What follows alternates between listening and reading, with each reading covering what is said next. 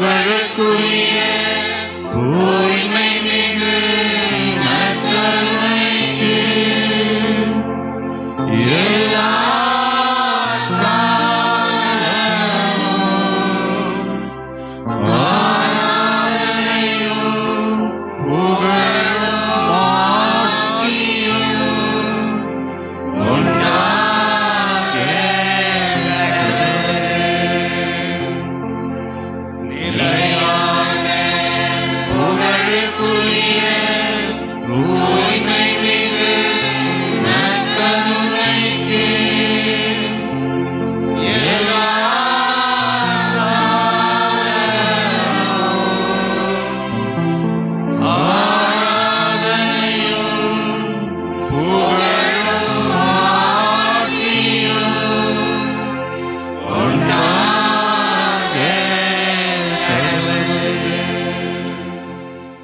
உதகை மறைமாவட்ட குன்னூர் வட்டாரத்திலே நற்செய்தி அறிவிப்பு பணியை செய்யக்கூடிய அன்பர்கள் கடவுளுடைய பிரசன்னத்துக்கு அழைக்கப்பட்டு இந்த திருமணியை நாம் உலகுக்காக அர்ப்பணிக்கக்கூடிய வேளையில் நற்கருணை ஆண்டவர் நம் ஒவ்வொருவரையும் அருமையாக ரசித்து கொண்டு பார்க்கிறார். இந்த வழிபாட்டில் நேரடியாக கலந்து கொள்வோரை மட்டுமல்ல, மாதா டிவி வழியாக உலகமெங்கும் இந்த ஆண்டவரை, உயிருள்ள கடவுளை பார்க்கும்போது நம் ஆண்டவர் நற்கருணையாக, கருணையின் வடிவமாக நம் ஒவ்வொருவருக்கும் நன்றி தெரிவிக்கிறார். ஒரு காலகட்டத்தில் நாம் நினைத்தது, நாம் இறைவனுக்கு நன்றி கூற வேண்டும் என்று நினைத்தோம். இந்த உலகத்தில் இந்த உண்மை கடவுள் நம்முடைய நன்றியை எதிர்பார்ப்பதே கிடையாது. மனிதர்களாகிய நாமெல்லாம் நன்றியை எதிர்பார்ப்போம். ஆனால் இந்த கடவுள் நன்றியை எதிர்பார்ப்பதில்லை, நமக்கு நன்றி கூறுகிறார் இந்த கடவுள். இதுதான் இந்த யூக்கரிஸ்ட், நற்கருணை என்று சொல்லக்கூடியது. இந்த உண்மையை புரிந்து கொண்டோம் என்றாலே நாம் எல்லாரும் இன்று ஆவியிலும் உண்மையிலும் அவரை ஆராதிக்க வந்திருக்கிறோம். ஆவி என்று சொல்லும்போது உங்களுக்கு தெரியும், ஒவ்வொருவரையும் அந்த கடவுள் பார்க்கும்போது நம்முடைய ஆன்மாவை பார்க்கிறார். கத்தோலிக்க திரு அவையின் மூலம் அழைக்கப்பட்டிருக்கக்கூடிய ஒவ்வொருவரையும், ஒரு சிறு குழந்தையாக இருக்கட்டும், ஞானஸ்தானம் பெற்றாலே போதும், அவர்களை ஒவ்வொருவரையும் தனிப்பட்ட விதத்தில் பார்த்து அந்த ஆண்டவர் நமக்குள்ளே பிரசன்னமாகி விடுகிறார். அதுதான் உண்மை என்ற அர்த்தம். உண்மையிலும் அந்த கடவுளை வழிபடுகிறோம் என்று சொல்லும் போதெல்லாம் அந்த கடவுள், அந்த ஆன்மா, அதாவது இந்த கிரேக்க தத்துவத்தில் சொல்லுவாங்க, இதை உண்மை என்று சொல்லும்போது அலத்தேயான்னு சொல்லுவாங்க. அந்த அலத்தேயான அர்த்தம் என்னன்னா, கடவுள் மனிதனுக்குள் வாழக்கூடிய அந்த நிலை. அந்த உண்மையிலும் ஆவியிலும், ஆவியிலும்னா அர்த்தம் என்னன்னா, அந்த ஆவியான கடவுள் நமக்குள் இருந்து நம்முடைய உடலையும் அந்த கடவுளுடைய பிரசன்னத்தையும் இணைத்து விடுகிறார். அப்படி இணைக்கிறதுனால தான் இன்றைக்கு நாம் எல்லாரும் உலகமெங்கும் அந்த கடவுளை ஆராதிக்கிறோம். நாமவே அவரை ஆராதிக்க வருவதில்லை. அழைக்கப்பட்ட நம்மை அந்த கடவுள் நமக்குள் இருந்து ஒரு உந்துதல் கொடுப்பதால் அந்த கடவுளுடைய சார்பாக நாம் இந்த உலகத்தையே மீட்பதற்கு, உலகத்துக்கே நற்செய்தி கொடுப்பதற்கு, நற்செய்தியை அறிவிப்பதற்கு இந்த உண்மையான கடவுளை இப்போது நாம் ஆராதிப்போம். எனவே ஆராதனை செய்யும் போது ஆவியிலும் உண்மையிலும் இணைந்து இந்த கடவுளை இப்போது ஆராதிப்போம்.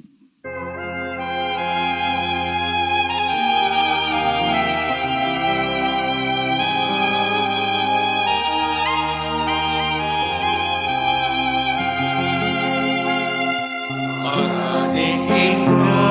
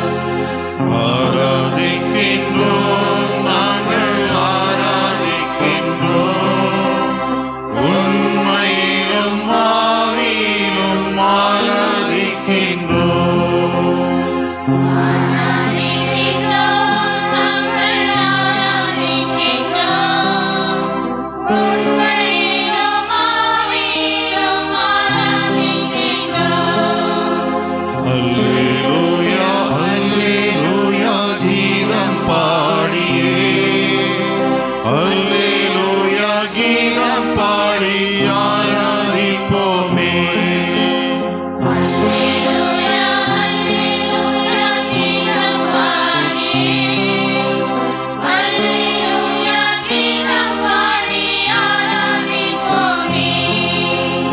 இன்று எங்கள் விசுவாசத்தால் ஆராதிக்கின்றோம்.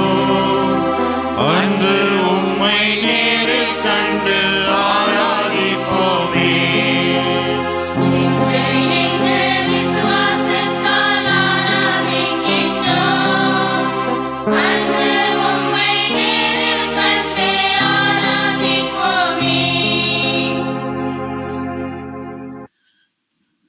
ஆண்டவர் இயேசு கிறிஸ்துவை நேராக கண்டு ஆராதிக்கிறோம்.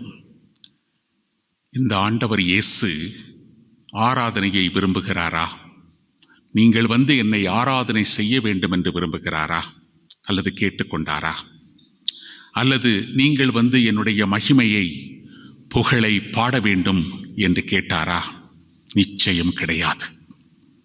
ஆனால் அந்த கடவுள், இந்த உயிருள்ள கடவுள் நம் ஒவ்வொருவரையும் என்றைக்கு தேர்ந்தெடுத்தாரோ, அதாவது தாயினுடைய கருவிலே உருவாவதற்கு முன்பாகவே நம்மை தேர்ந்தெடுத்த கடவுளுக்கு தெரியும். இந்த நாளிலே குன்னூர் புனித அந்தோனியார் திருத்தலத்தில் நாம் எல்லோரும் கூடி வந்து மாதா டிவி வழியாக கோடிக்கணக்கான மக்கள் அந்த ஆண்டவரை பார்த்து ஆராதனை செய்வது உலகத்திலே ஒரு பெரிய மாற்றத்தை உருவாக்குகிறது என்பது. ஒரு காலகட்டத்தில் நமக்கு தெரியாத சில உண்மைகள் எல்லாம் இன்றைக்கு தெரிந்து கொண்டிருக்கின்றோம்.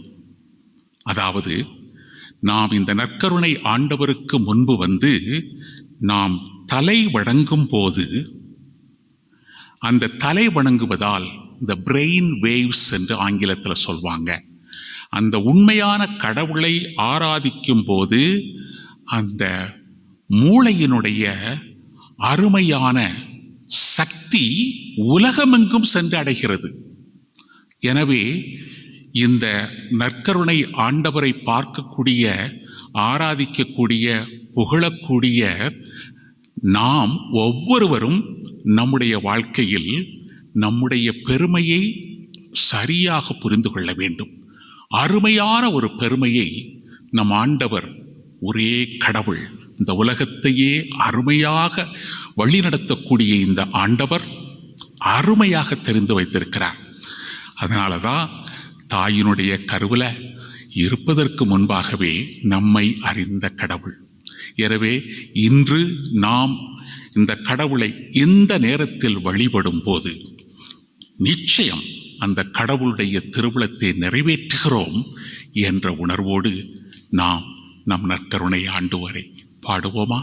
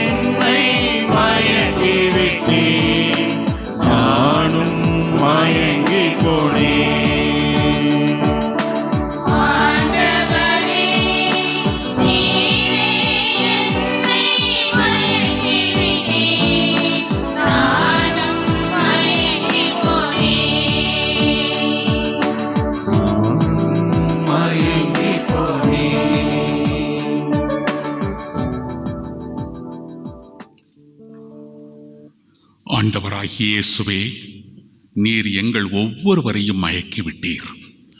கோடான கோடி மக்கள் வாழக்கூடிய இந்த உலகத்தில் ஏன் எங்களை மட்டும் தேர்ந்தெடுத்தீர்? இந்த கேள்விக்கு இந்த காலங்களில் பதிலை கண்டுவிட்டோம் ஆண்டவரே. உம்முடைய தெய்வீக பிரசன்னத்துக்கு அழைக்கப்பட்ட நற்செய்தி பணியாளர்கள் நாங்கள் எவ்வளவு அருமையாக இந்த உலகத்தினுடைய முன்னேற்றத்துக்கு காரணமாக இருக்கிறோம் என்பதை நீர் உணர்த்திவிட்டீர். இப்படிப்பட்ட ஒரு உரிமை பேரையும் எங்களுக்கு தந்துவிட்டீரே. அதற்காக நீர் நன்றியை எதிர்பார்க்காவிட்டாலும் நாங்கள் நன்றி கூறுகிறோம். ஆண்டவரே, உம்முடைய மக்கள் மாதா டிவி வழியாக எல்லாரும் உம்மை பார்த்து கொண்டிருக்கும் போது அறிவியல் பூர்வமாக நீர் எங்களுக்கு உணர்த்திருக்கக்கூடிய ஒரு அருமையான உண்மையை இங்கு நாங்கள் உணர விரும்புகிறோம். சிறு குழந்தைகளாக இருக்கும் போதே, ஏறக்குறைய 2-3 வயது இருக்கும் போது, மனித மூளையினுடைய பின்புறமும் நடுப்புறமும் இணைந்து கடவுளை பார்க்க விரும்புவதை இப்போது கண்டுபிடித்திருக்கு எங்களுக்கு உணர்த்தியிருக்கிறார்கள். சிறு குழந்தையாக இருக்கும் போதே அந்த கடவுளுடைய முகத்தை பார்ப்பதற்கு நாங்கள் ஏங்கி இருக்கிறோம். அதை நீர் எவ்வளவு அருமையாக மூளையை படைத்து தந்திருக்கிறீர். எனவேதான் கத்தோலிக்க திரு அவையிலே ஒவ்வொருவரும் நாங்கள் குழந்தையாக இருக்கும் போதே அந்த கடவுளுடைய திருமுகத்தை பார்க்க விரும்பினோம். அருமையான திருமுகத்தோடு இருக்கும் உம்முடைய தாயினுடைய திருவுருவம், உம்முடைய புனிதர்களுடைய திருவுருவங்கள், உம்முடைய திருவுருவம், இதையெல்லாம் நாங்கள் பார்த்து எங்களுடைய வாழ்வில் அழைக்கப்பட்ட அந்த அருமையான உண்மையான அழைப்புக்கு நாங்கள் இந்த நேரம் மகிழ்ச்சி கொள்கிறோம். இனிமேல் இந்த உலகத்தில் நீர்தான் எங்களுக்கு உண்மையான அப்பாவாக, அம்மாவாக, நண்பராக, அண்ணனாக நீர் இருக்கிறீர் என்ற உணர்வு எங்களுக்கு வந்துவிட்டது. இந்த காலத்தில் டிரான்ஸ்பரன்ஸ் என்று சொல்லப்படக்கூடிய அந்த அருமையான ஆங்கில உணர்வை தமிழிலே நாங்கள் சொல்ல வேண்டும் என்றால், இன்றைக்கு கடவுளிடம் வரும்போது அந்த கடவுளுடைய திருமகனாகிய இயேசுவை என் அப்பாவாக எடுத்துக்கொள்ளலாம், அம்மாவாக எடுத்துக்கொள்ளலாம், அக்காவாக எடுத்துக்கொள்ளலாம், நண்பராக எடுத்துக்கொள்ளலாம், தந்தையாக எடுத்துக்கொள்ளலாம். இப்படி உம்மை ஒரு உரிமை பேரோடு நாங்கள் கூறுவதற்கு எங்களை அழைத்து வந்திருக்கிறீரே, அதை உணர்ந்து இந்த நேரத்தில் நாங்கள் பாட விரும்புகிறோம்.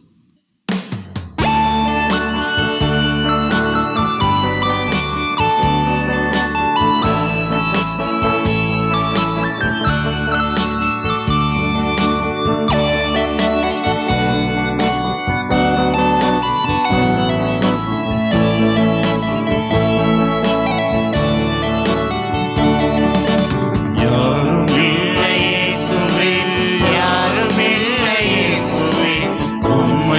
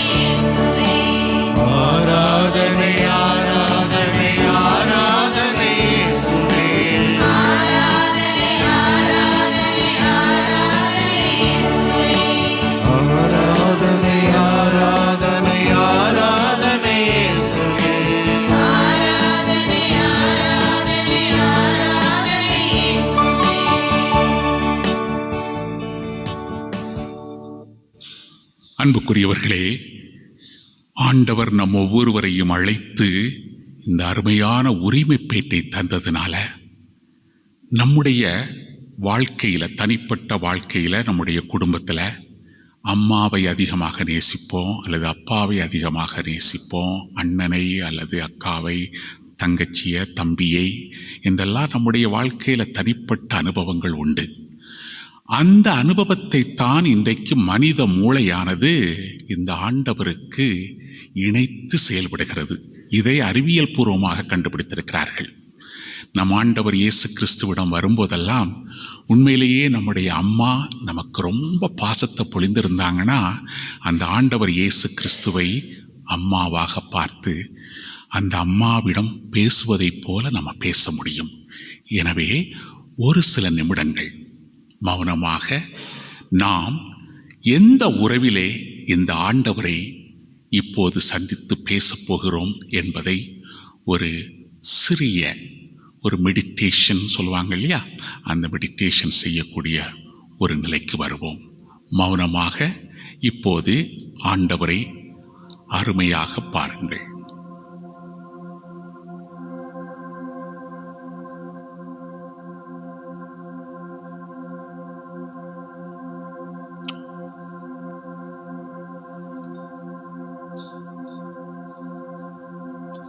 இப்போது சற்று கண்களை மூடிக்கொண்டு உங்களுடைய வாழ்வில் யாரை அதிகமாக போற்றுகிறீர்கள்? அப்பா அல்லது அம்மா, அண்ணன் அல்லது மாமா, யாராக இருக்கட்டும், அவர்களை நினைத்துக் கொள்ளுங்கள். அவர்களை கண்களை மூடி அந்த ஆண்டவர் இயேசு கிறிஸ்துவனுடைய பக்கத்தில் அவர்களுடைய உருவத்தை பாருங்கள்.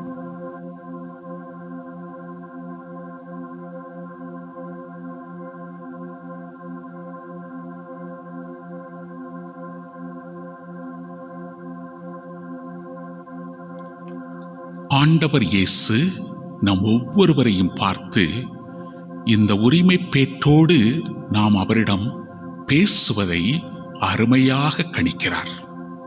எனவே என்ன தேவை? இந்த நேரத்தில் நம்முடைய விருப்பங்கள் எது? அதையெல்லாம் கொஞ்சம் மௌனமாக அந்த ஆண்டவரிடம் பேசி பாருங்கள்.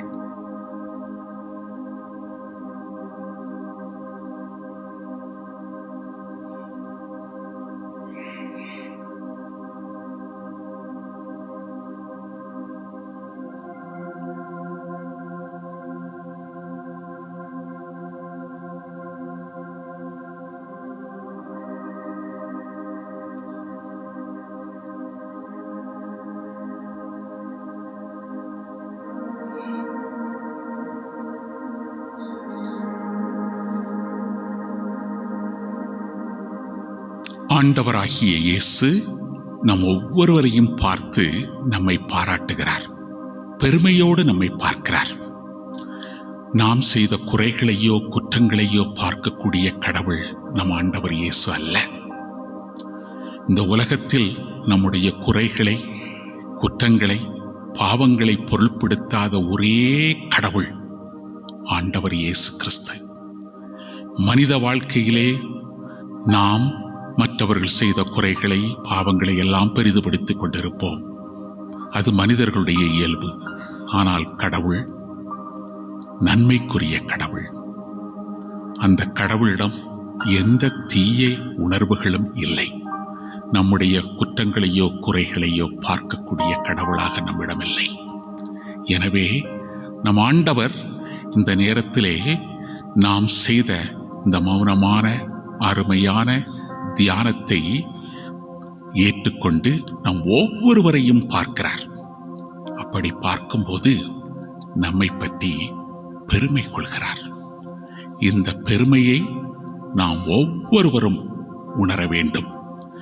இன்றைக்கு இதை உணர்கிறவர்கள்தான் அருமையாக ஆண்டவருக்கு நன்றி கூறி ஆராதித்து புகழ்ந்து பாடுகின்றனர். அப்படி பாடும்போது, அப்படி புகழும்போது, ஆண்டவரை ஆராதிக்கும் போது இந்த உலகத்திலேயே கோடான கோடி மக்கள், ஆங்கிலத்தில் சொல்வாங்க இல்லையா, த டிப்ரெஸ்ட் பீப்புள், அதாவது பரிதாப நிலையில மன உளைச்சலோடு வாழக்கூடிய மக்களுக்கு இந்த நேரத்தில், சரியா இந்த நேரத்தில் நாம் ஆராதிக்கிற காரணத்தினால, நாம் புகழ்ந்து பாடுகிற காரணத்தினால இந்த மூளையினுடைய அபாரமான அதிர்வு சக்தி அவர்களை தொட்டு குணமாக்குகிறது என்ற உணர்வோடு, மகிழ்ச்சியோடு நாம் இப்போது கண்களை திறந்து இறைவனை நோக்கி பாடுவோம்.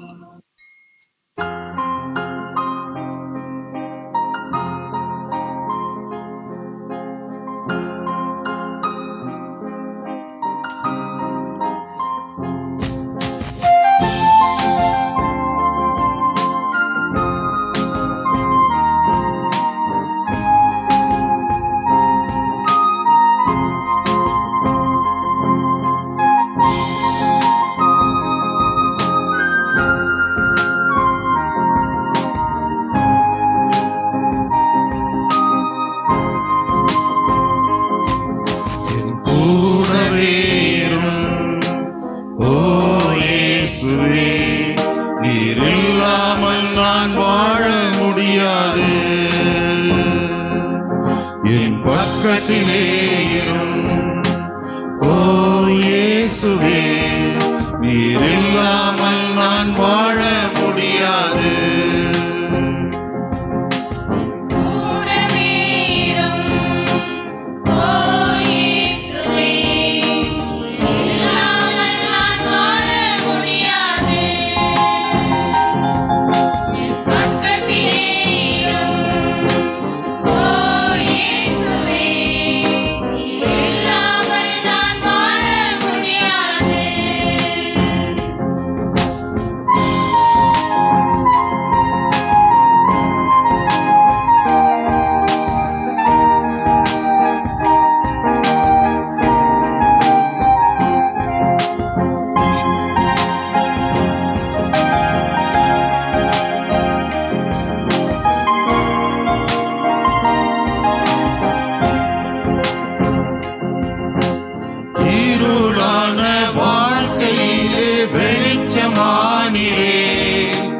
உயிரற்ற வாழ்க்கையிலே ஜீவனானியே,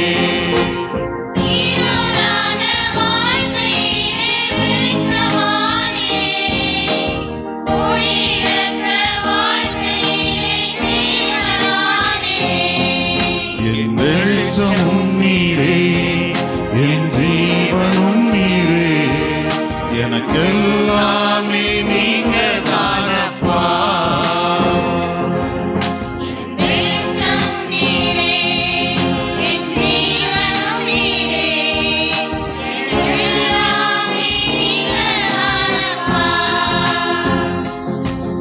என் கூடவே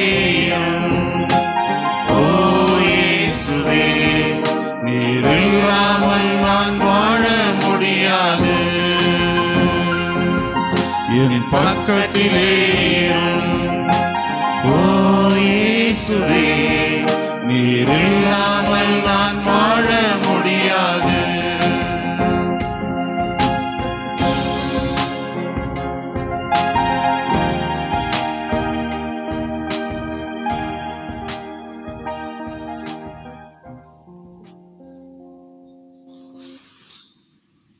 ஆண்டவராகிய இயேசு நம் கூடவே இருக்கிறார். நாம் எல்லோரும் அறிந்தது போல நமக்குள்ளேயே அந்த கடவுள் இருக்கிறார். நமக்குள் இருக்கிற காரணத்தினால நாம் எல்லாரோடும் இணைந்து அந்த ஆண்டவருடைய திருமுகத்தை எப்போதும் தேவ நற்கருணையில் பார்க்கிறோம். இந்த காலத்தில எல்லாம் நீங்க கேள்விப்பட்டிருப்பீங்க, இந்த தொற்று நோய் பரவின காலத்தில் இருந்து தேவ நற்கருணையை கையில் கொடுக்கும்போது அந்த ஆண்டவரை தொட்ட அனுபவத்தினால ப்ரோக்ரியோசெப்டி அப்படின்னு சொல்லுவாங்க. அதாவது அந்த ஆண்டவரை தொட்ட காரணத்தினாலேயே பல நோய்கள் குணமாகி இருக்கிறது. ஆண்டவரை தொட்டு நான் ஆண்டவரை தொட்டேன், ஆண்டவரை உட்கொண்டேன் என்று சொல்லும் போதே அந்த தொடுதல் உணர்வுக்கே கடவுள் அருமையான ஒரு அருளை நமக்கு கொடுத்திருக்கிறார்.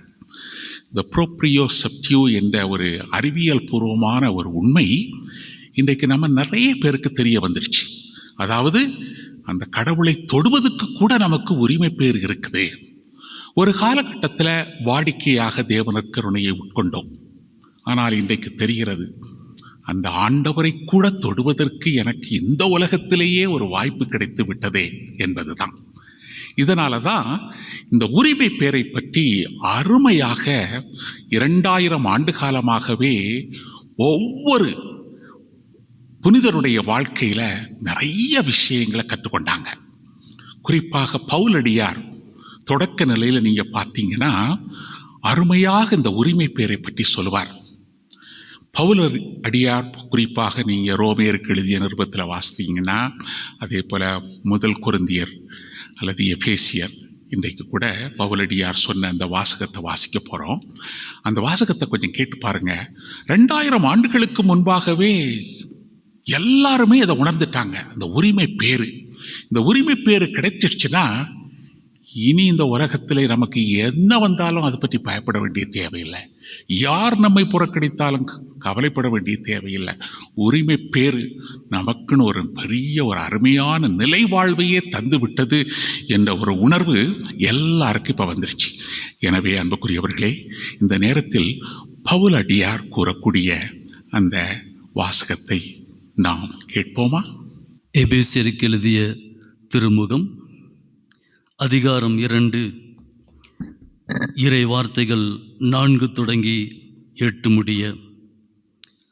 கடவுள் மிகுந்த இரக்கமுடையவர், அவர் நம்மீது மிகுந்த அன்பு கொண்டுள்ளார். குற்றங்களின் காரணமாய் இறந்தவர்களாயிருந்த நாம் அவ்வன்பின் மூலம் இணைந்து உயிர் பெற செய்தார். நீங்கள் மீட்கப்பட்டிருப்பது அந்த அருளாலே. இயேசு கிறிஸ்துவோடு இணைந்த நிலையில் நாம் அவரோடு உயிர்த்தெழவும் விண்ணுலகில் அவரோடு அமரவும் செய்தார். கிறிஸ்து இயேசு வழியாக கடவுள் நமக்கு செய்த நன்மையும் அவரது ஒப்புயர்வற்ற அருள் வளத்தையும் இனிவரும் காலங்களிலும் எடுத்து காட்டுவதற்காகவே இவ்வாறு செய்தார். நீங்கள் அந்த அருளொளியாலே நம்பிக்கையின் வழியாக மீட்கப்பட்டிருக்கிறீர்கள். இது உங்கள் செயல் அல்ல, மாறாக இது கடவுளின் கொடை. ஆண்டவரின் அருள்வாக்கு. இறைவனுக்கு நன்றி. ஒரு முறை ஒரு அடக்கச் சடங்கு ஒரு குடும்பத்தில் நிறைவுற்ற போது அந்த குடும்பத்தினர் ஒரு சிலர் என்னை பார்த்து என்னிடம் பேசிக் கொண்டிருந்தார்கள். அந்த நேரத்தில் அவர்கள் நான் அந்த அடக்கச் சடங்கில் சொன்ன மறைவுரையை அவர்கள் குறிப்பிட்டு பேசினார்கள். அதாவது, ஒரு காலகட்டத்தில் நாமெல்லாம் இறந்தவர்கள் கடவுளிடம் போவார்களா, அது நமக்கு எப்படி தெரியும், அப்படியெல்லாம் நாம் தவறாக நினைத்து கொண்டிருந்தோம். ஆனால் இன்றைக்கு விவிலியத்தினுடைய பின்னணியில் குறிப்பாக பவுலடியார் அருமையாக சொல்வதன் மூலம் நமக்கு தெரிந்து விட்டது, நாம் அவரோடு இறக்கிறோம், அவரோடு உயிர்க்கிறோம். இந்த நிகழ்வு ஒவ்வொருவருடைய இறப்பிலும் நடக்கிறது. அதை அந்த குடும்பத்தினர் பேசிக்கொண்டு, ஃபாதர், அப்படின்னா கடவுளோடு நம்ம போகிறத எப்படி நம்ம சில நேரங்களில் மற்றவங்கள்ட்ட ஆழ்ந்த அனுதாபத்தை தெரிவித்துக் கொள்கிறோம்னு சொல்கிறது தப்பாச்சில்ல ஃபாதர்? கட்டாயம். இன்றைக்கு விண்ணக வாழ்வு தான் நமக்கு இறுதி வாழ்வு, நிலையான வாழ்வு தான் நமக்கு இறுதி. அந்த நிலையான வாழ்வுக்காகத்தான் இந்த உலகத்திலேயே வாழ்ந்து கொண்டிருக்கிறோம். நம் ஆண்டவர் இயேசு கிறிஸ்து இறந்து உயிர்த்தெழுந்த அந்த வரலாற்று உண்மை நம் ஒவ்வொருவருக்கும் நிஜமாகவே கொடுக்கப்பட்டு விட்டது. அதனால இறந்தவுடன் அந்த கடவுளோடு இருக்கிறோம் என்பதுதான் உண்மை. அதைத்தான் பவுலடியார் அருமையாக சொல்கிறார். நாம் இறக்கும்போது அந்த கடவுளோடு இருக்கிறோம். இந்த நவம்பர் மாதத்தில் அனைத்து இறந்தவர்களையெல்லாம் நாம் நினைத்து பார்க்கக்கூடிய ஒரு சூழல்ல இந்த நேரத்தில் கொஞ்சம் நினைச்சு பாருங்க. நம்முடைய குடும்பத்தில் இறந்தவங்க எல்லாம் கடவுளோடு இருக்கிறாங்க. இதை யாரும் மறுக்கவும் முடியாது, எந்த காரணத்தை கொண்டு சந்தேகிக்கவும் முடியாது. இப்படிப்பட்ட ஒரு மகிமையை அடையும் போது ஃபாதர், அப்போ எப்படியாக்கு நம்ம ஆழ்ந்த அனுதாபம்னு சொல்கிறோம் அப்படின்னு கேட்டாங்க. இப்போ நான் சொன்னேன், இந்த உலகத்தில் இருக்கிறது வரை இந்த இறப்பு அப்படின்னு சொல்லும்போது, சாவுன்னு சொல்லும்போது நமக்கு கொஞ்சம் கஷ்டமாக இருக்குது, துயரமாக இருக்குது. அதனால் இந்த ஆழ்ந்த அனுதாபத்தை தெரிவித்துக் கொள்கிறோம்னு இந்த உலகத்தில் இருக்கிறது வரைக்கும் சொல்கிறதுல பிரச்சனை இல்லை. ஆனால் ஆழ்ந்த அனுதாபத்துக்கு பின்னாலேயே உள் மனதில் நமக்கு தெரிகிறது, நம்மை விட்டு பிரிந்து சென்றவர்கள் அந்த கடவுளோடு இணைந்து விட்டார்கள் என்பதுதான். இந்த உண்மையை இன்றைக்குத்தான் நாம் புரிந்து கொண்டிருக்கிறோம். ஒரு காலகட்டத்தில் நாம் என்ன பண்ணோம் அப்படின்னா, அந்த உத்தரிக்கிற ஸ்தலம், அந்த இடம் என்று பேசிக்கொண்டு அந்த இடத்துல ரொம்ப கஷ்டப்படுறாங்க, அந்த இடத்துல எல்லாம் அப்படி கஷ்டப்படுறாங்க, இப்படி கஷ்டப்படுறாங்க அப்படின்ட்டு நம்ம நினைத்து கொண்டிருந்தோம். உத்தரிக்கிற இடம் இல்லை. நம்முடைய இறப்புக்கு பிறகு அங்கு சாவும் இல்லை, துன்பும் இல்லை, கண்ணீரும் இல்லை, கஷ்டமும் இல்லை என்று ஆண்டவர் இயேசு அருமையாக சொல்லிவிட்டார். அப்படின்னா அந்த உத்தரிக்கிற இடம் என்று நினைப்பது தவறான போக்கு. உத்தரிக்கிற நிலை என்று சொல்லலாம். அதாவது சில நேரங்களில் நம்முடைய வாழ்க்கையில் நாம் சில தவறுகளை செய்து விட்டோம், இறந்து விட்டோம் என்றால் அவர்களுக்கு அந்த உத்தரிக்கிற நிலை என்பது, அதாவது இந்த உலக வாழ்வுக்கு பிறகு ஆங்கிலத்தில் அருமையாக சொல்லுவாங்க, we enter into timeless zone, placeless zone அப்படின்னு சொல்லுவாங்க. அப்படின்னா இந்த உலக வாழ்க்கையில் தான் நமக்கு நேரம், காலம், இந்த நேரம், அந்த நேரம், இந்த இடம், அந்த இடம். இறந்ததுக்கு பிறகு ஒரு நிலை, அந்த நிலை அந்த ஆண்டவர் இயேசு நமக்காக இறந்து உயிர்த்தெழுந்து காரணத்தினால, குறிப்பாக அவருடைய இறப்பினால உலகத்தினுடைய பாவங்களையே போக்கிவிட்டார். உலகத்தினுடைய பாவங்களை போக்கிவிட்டார் என்று இன்றைக்கு அருமையாக அறிக்கையிடுகின்றோம் என்றால், இந்த கத்தோலிக்க திரு அவையின் மூலம் நாம் எல்லோரும் ஒவ்வொரு முறையும் அறிக்கையிடும் போது, ஆண்டவர் இறந்து நம்முடைய பாவங்களுக்காக இறந்து அந்த பாவங்களை மன்னித்து நமக்கு உடலாக நமக்குள் வரும்போது நாம் வாழ்கிறோம், இறப்போம், உயிர்ப்போம் என்பதை அறிக்கையிடும் ஒவ்வொரு திருப்பலியிலும் ஆயிரக்கணக்கான மக்கள் அந்த கடவுளோடு இணைந்து விடுகிறார்கள். இதைத்தான் இன்றைக்கு த மிஸ்டிக்கல் ரெசுரக்ஷன் என்று அருமையாக நம்முடைய இறை பின்னணியிலே சொல்லிக் கொண்டிருக்கிறோம். அன்புக்குரியவர்களே, இதை நினைத்து பார்க்கும்போது இன்றைக்கு உங்களுக்கு தெரியும் நினைக்கிறேன், நாம் எல்லாரும் அந்த ஒவ்வொரு திருப்பலியிலும் கலந்து கொள்ளும் போது அந்த நிகழ்வால் பல மக்களுடைய வாழ்வு, பல மக்களுடைய பாவங்கள் கழுவப்படுகிறது. ஒருவேளை உங்களுடைய பங்கு பணியாளர்கள் அருமையாக விளக்கம் கொடுத்திருப்பாங்க. அதாவது திருப்பலியில் நம்ம துவக்க நிலையில ஆண்டவரே இரக்கமாயிரும்னு சொல்லுவோம். அந்த ஆண்டவரே இரக்கமாயிரும்னு சொன்னதுக்கு பிறகு கிறிஸ்துவே இரக்கமாயிரும்னு சொல்லுவோம்.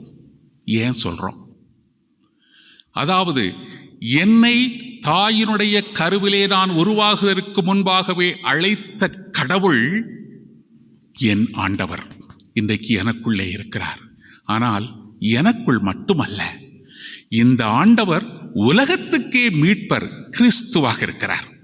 எனவே அதை உணர்ந்தவர்களாக நாமெல்லாம் என்ன செய்கிறோம்?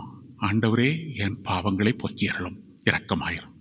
ஆனால் என் ஆண்டவராக என்னையே நீர் தேர்ந்தெடுத்து உம்முடைய குடும்பத்தில் சேர்க்கும்போது நான் உம்மை கிறிஸ்துவாகவும் வணங்குகிறேன். அதாவது உலகத்துக்கே மீட்பு கொடுக்கவராக நான் வணங்குகிறேன்.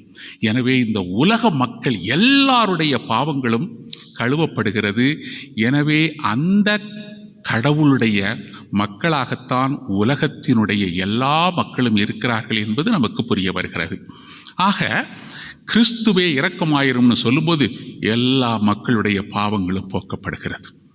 ஆகவே இந்த உத்தரிக்கிற நிலை என்று சொல்லக்கூடியது இயேசு நமக்காக சிந்திய இரத்தத்தால் எல்லா மக்களுடைய பாவங்களும் போக்கப்படுகிறது. எனவே எல்லாரும் கடவுளுடைய மாட்சிமையிலே பங்கு பெறுகிறார்கள் என்ற உண்மை இப்போதுதான் தெரிகிறது. ஆனால் சில நேரங்களில் சில பேர் தவறான ஒரு கண்ணோட்டத்தோடு சில பேர் கஷ்டப்படுவாங்க, சில பேர் கடவுள்கிட்டயே போக மாட்டாங்க, அவங்களுக்கெல்லாம் தண்டனை இருக்கணும். அன்புக்குரியவர்களே, இந்த உலகத்தில் ஒரே ஒரு ஜீவன், ஒரே ஒரு உயிர், தண்டனை கொடுக்காத ஒரு உயிர் ஆண்டவர் இயேசு கிறிஸ்து மட்டும்தான். நமக்கெல்லாம் நம்முடைய வாழ்க்கையில் மற்றவங்களுக்கு தண்டனை வேணும், இவங்களெல்லாம் கஷ்டப்படுத்தணும், இவங்களுக்கு இப்படி பண்ணணும் அப்படி பண்ணணும் நம்ம நினைப்போம். ஆனால் கடவுள் மற்றவங்களுக்கு தண்டனை கொடுக்க விரும்புகிறாருன்னா அவர் கடவுளாக இருக்க முடியாது, நிச்சய கடவுளாக இருக்க முடியாது. ஏனென்றால் ஒவ்வொருவரும் செய்த தவறுகளுக்கு பின்னணியை சரியாக புரிந்து கொள்வது அந்த அருமையான கடவுள். அதனால தான் இந்த கருணை மிக்க கடவுள் இன்றைக்கு நம்ம எல்லாருக்கும் இந்த அருமையான உண்மையை தந்திருக்கிறார். இது அந்த புரிதலை சரியாக கொண்டிருந்தாலே போதும், யாரும் எந்த தப்பும் செய்ய மாட்டாங்க. இன்றைக்கெல்லாம் இதைத்தான் நம்ம நன்றாக புரிந்து கொண்டோம். இந்த கடவுள் என்னை தண்டிக்க மாட்டார், இந்த கடவுள் எந்த காரணத்தை கொண்டும் என்னை புறக்கணிக்க மாட்டார், இந்த கடவுள் என்னை நரகத்திற்கு அனுப்ப மாட்டார் என்ற ஒரு சரியான புரிதல் நமக்கு இருந்தாலே போதும், இன்றைக்கெல்லாம் மக்கள் எந்த தவறையும் செய்ய மாட்டாங்க. என்னுடைய கடவுள் எனக்குள்ளிருந்து என்னிடம் செயலாற்றுகிறார், அந்த கடவுள் என்னை ஏற்றுக்கொண்டார் என்றாலே போதும். அன்புக்குரியவர்களே, நாம் எல்லாரும் இன்றைக்கு நற்செய்தி பணியை செய்து கொண்டிருக்கிறோம். இந்த நற்செய்தி பணி என்பது நாமெல்லாம் அந்த கடவுளுடைய பிரசன்னத்துக்கு முன்னால் வந்து, வத்திக்கான் சங்கம் அருமையாக சொல்லும் இல்லையா, த சோர்ஸ் அண்ட் சமிட்னு சொல்லுவாங்க. துவக்க நிலை, நம்மை தேர்ந்தெடுத்த கடவுள் நம்மோடு கூட இருக்கிறார். நம்முடைய கடவுள் நம்மோடு கூட இருக்கிற காரணத்தினால நாம் இன்றைக்கு அந்த கடவுளுடைய முடிவையும் சந்திப்போம். அதாவது அந்த இறுதியில் நம்முடைய மக்கள் எல்லாரும் இறந்ததற்கு பிறகு அவரோடு இணைப்போம். அதனால தான் இந்த திருப்பலி என்பது ஒரு பெரிய மாற்றத்தை இந்த உலகத்திலே கொண்டிருக்கிறது. திருப்பலி என்பது ஒரு வெற்று சடங்கு அல்ல, வெற்று வார்த்தையும் அல்ல. திருப்பலி நிகழ்வு கடவுளுடைய திட்டத்தில் இந்த உலகத்தையே மாற்றிக்கொண்டு இருக்கிறது என்ற உணர்வோடு நாம் இந்த நேரத்தில் நாம் இறந்தோருக்காக நன்றி கூறுவோம், அவர்களுடைய மகிமைக்காக கடவுளுக்கு நன்றி கூறுவோம். சிறிது நேரம் மௌனமாக இருந்து அந்த இறைவன் நமக்கு தரக்கூடிய அந்த மகிமையான வாழ்வுக்காக கொஞ்ச நேரம் நன்றி கூறுவோம்.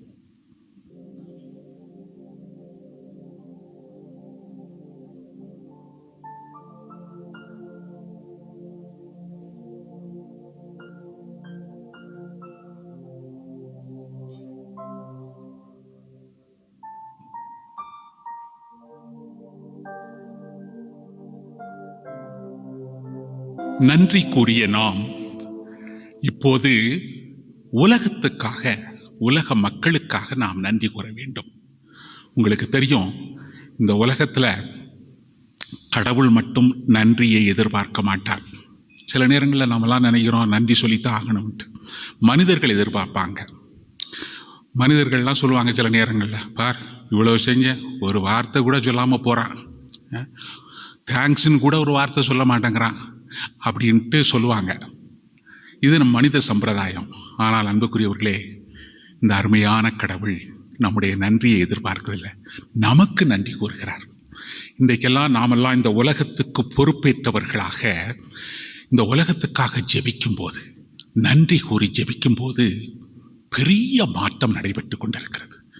அதனால தான் இன்றைக்கு அந்த ஆண்டவருடைய திருமுன் வந்து உலக மக்களுக்காக, நம்முடைய கருத்துக்களுக்காக ஜெபித்தாலே போதும், அதுதான் கடவுளுடைய திருவிழா. அதனால அந்த திருவிழத்தை நிறைவேற்றி கொண்டிருக்கக்கூடியவர்கள் தான் குன்னூர் மறைபட்ட நற்செய்தி பணியாளர்கள். அன்புக்குரியவர்களே, இன்றைக்கு அந்த கடவுள் உங்களை நன்றியோடு ஒவ்வொருவரையும் பார்க்கிறார். இந்த மாதா டிவியின் மூலம் ஒவ்வொருவரும் அந்த கடவுளுக்கு நன்றி சொல்லும்போது அவர்களை பார்க்கிறார். இந்த நன்றி உணர்வு அப்படி சொல்லும் போதே ஒரு பெரிய மாற்றம் நடைபெறுகிறது. ஒருவேளை உங்களுக்கு தெரிந்திருக்கும், இந்த ஆங்கில பின்னணியில் ஒரு காலகட்டத்தில் எல்லாம் பார்த்தீங்கன்னா, நாமெல்லாம் யாராவது தேங்க்யூன்னு சொன்னால் யூ ஆர் வெல்கம் அப்படின்னு சொல்லுவாங்க, யூ ஆர் வெல்கம் அப்படிம்பாங்க. இன்றைக்கு யாரும் அப்படி சொல்ல மாட்டாங்க. அப்புறம் ஒரு காலத்தில் பார்த்தீங்கன்னா, இன்னொரு காலத்தில் தேங்க்யூன்னு சொன்னால் டோன்ட் மென்ஷன் அப்படின்னு சொல்லுவாங்க. இன்றைக்கு யாரும் அதை சொல்ல மாட்டாங்க. ஆனால் இன்றைக்கு தெரியும்னு நினைக்கிறேன், ஆங்கில பின்னணியில் சொல்லுவாங்க, யாராவது தேங்க்ஸ் சொன்னாங்கன்னா, தேங்க்யூன்னு சொன்னால் நம்ம அந்த தேங்க்யூவை ரெட்டிப்பாக சொல்லணும். தேங்க்யூ தேங்க்யூ அப்படின்னு நம்ம சொல்லணும். இன்றைக்கு சாதாரண மொழியை பின்பற்றி பேசுகிறவங்க, பயன்படுத்துகிறவங்க இப்படிப்பட்ட ஒரு உண்மையை கண்டுபிடிச்சிருக்கிறோம் அப்படின்னா நல்லா நினச்சி பாருங்க அன்புக்குரியவர்களே.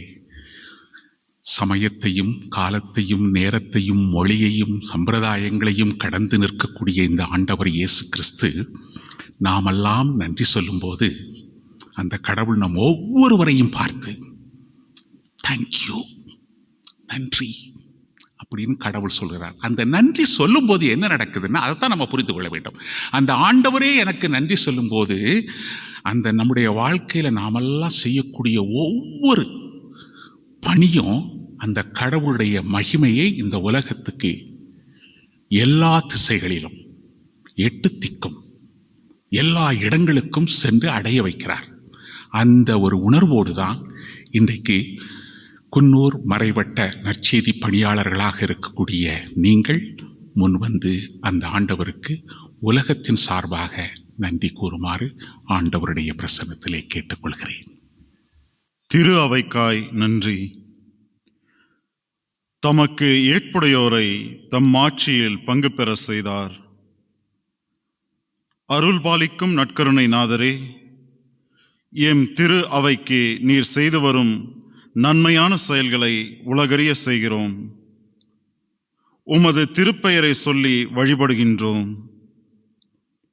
உமக்கு ஏற்புடையவர்கள் என நீர் தேர்ந்து கொண்ட திரு அவையின் தலைவராம் எம் திருத்தந்தை, ஆயர்கள், குருக்கள், துறவரத்தார் மற்றும் பொதுநிலையினருக்கு உடல் நலம் தந்து, மனநலம் தந்து, ஆன்ம நலம் தந்து பாதுகாத்து வழிகாட்டும் உமது பேரன்பிற்காக இதயபூர்வமாக நன்றிகளை சொல்லி மகிழ்கின்றோம்.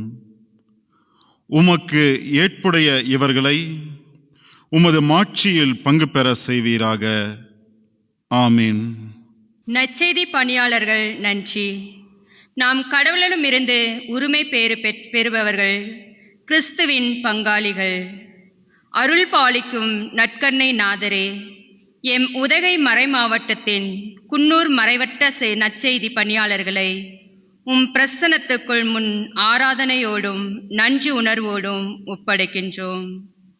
நற்செய்தி அறிவிப்பும் பணியில் எம்மை ஈடுபடுத்தி, உற்சாகப்படுத்தி, உறுதிப்படுத்தி, பயன்படுத்தி வரும் உமது பேரன்பிற்காய் நெஞ்ச நிறை நன்றிகளை சொல்லி மகிழ்கின்றோம். கடவுளின் உரிமை பேறு பெற்ற எம்மை என்றும் உமது பங்காளியாக திகழ செய்வீராக. ஆமேன். கொரோனா நோய் நின்று பாதுகாத்தமைக்காய் நன்றி. அச்சத்திற்கு உள்ளாக்கும் மனப்பான்மையை நீங்கள் பெற்றுக்கொள்ளவில்லை. அருள்பாலிக்கும் நற்கருணை நாதரே, உலகை பீதிக்குள்ளாக்கி உலகோரின் உயிரை பறித்து மரண பயத்தில் மக்களை உறைய வைத்து 2020ஆம் ஆண்டின் பல்வேறு தளங்களை பாதித்து வந்த கொரோனா என்ற கொடிய நோயில் இவ்வுலகம் சிக்கி தவிக்கும் இந்த வேளையில் உமது அரவணைப்பையும் பாதுகாப்பையும் இடையராது தந்து பராமரிக்கும் ஒரு பேரன்புக்காக இதய நிறைந்த நன்றிகளை சொல்லி மகிழ்கின்றோம். உம் குணமளிக்கும் வல்லமை தொடர்ந்து எம்மில் செயல்படுவதாக. ஆமீன். அவர்கள் நன்மைக்காகவே ஆவியார் அனைத்திலும் ஒத்துழைக்கிறார். அருள்பாலிக்கும் நற்கருணை நாதரே, எழுத்தறிவிக்கும் ஆசிரிய பெருமக்கள், நலமளித்து சேவை புரியும் மருத்துவர்கள், கண் விழித்து பணி செய்யும் செவிலியர்கள், கடமை, கண்ணியம், கட்டுப்பாடு போன்ற நெறிகளை வளர்க்க பாடுபடும் காவலர்கள், சமூக ஆர்வலர்கள், தன்னார்வ தொண்டர்கள், இன்னும் பல துறைகளில் பணிபுரியும் வாழ்வுக்கு பாதை காட்டும் அனைவரையும், இல்லங்களில் இறை ஆட்சியினை சீரிய முறையில் விதைத்து வரும் மாதா தொலைக்காட்சியையும் உம் தெய்வீக பிரசன்னத்தில் அடைக்கலமாக்கி நன்றி சொல்லி மகிழ்கின்றோம். இவர்கள் பொது நலனை கருத்தில் கொண்டு செயல்பட தூய ஆவியின் ஒத்தாசையை நல்குவீராக. ஆமென். நிலை வாழ்வுக்காய் நன்றி. தம் மகனின் சாயலுக்கேற்றவாறு இருக்க வேண்டுமென கடவுள் முன்குறித்தார். அருள் பாலிக்கும் நற்கருணை நாதரே, இவ்வுலகில் வாழ்ந்து இறந்த இறை நம்பிக்கையாளர்களை நினைவு கூர்கின்றோம். அவர்கள் விட்டு சென்ற வழித்தடத்தில் நாங்களும் பயணித்து நிலை வாழ்வை சுதந்திரித்து கொள்ளும் வகையில் எங்களை வழிநடத்தும் உமது பேரன்பிற்காய் நன்றி கூறி மகிழ்கின்றோம். இறந்த நம்பிக்கையாளர்களின் மீது கருணை கூர்ந்து அவர்களுக்கு நித்திய இளைப்பாற்றியை தருவீராக. ஆமீன்.